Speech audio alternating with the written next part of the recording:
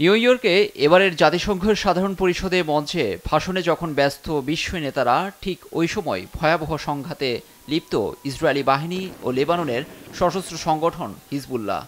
মূলত তেল আবিবের আগ্রাসনের বিরুদ্ধে প্রতিরোধ গড়ে তুলেছে এই গোষ্ঠীটি। হিজবুল্লাহর দাবি, গাজায় আগ্রাসন বন্ধ হলেই তাদেরও প্রতিরোধ থামবে। গাজায় হামলার মধ্যে এবার লেবাননে পূর্ণ মাত্রায় অভিযানে নেতানিয়াহুর বাহিনী। একসঙ্গে দুই জায়গায় চলছে স্থল অভিযান। এই আগুন নেভাতে বিশ্বের পররাষ্ট্র মন্ত্রণালয়ের উদ্বেগ ও বিবৃতির মধ্যেও মধ্যপ্রাচ্যকে যুদ্ধের কিনারায় নিয়ে গেছেন ইসরায়েলি প্রধানমন্ত্রী।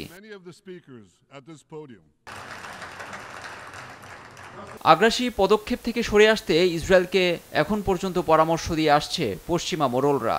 মার্কিন প্রেসিডেন্ট জো বাইডেন থেকে যুক্তরাজ্য ও ফরাসি প্রেসিডেন্টের মতো ক্ষমতাধর দেশের নেতাদের উৎকণ্ঠাকেও আমলে নিচ্ছেন না ইসরায়েল।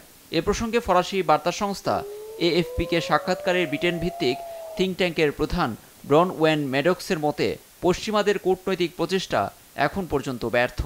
তারপরও ওয়াশিংটন বলছে, যুদ্ধবিরতিতে পৌঁছাতে তৎপরতা চলছে।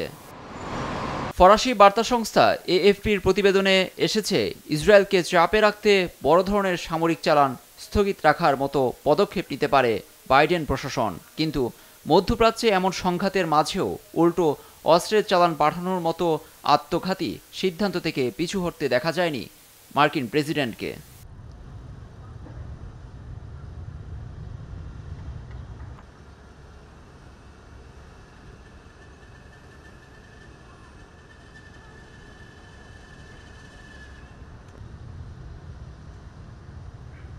মধ্যপ্রাচ্যের সংঘাত বন্ধে ইসরায়েলের উপর বল প্রয়োগে জাতিসংঘকে অবিলম্বে পদক্ষেপ নেয়ার তাগিদ দিয়েছেন তুর্কি প্রেসিডেন্ট।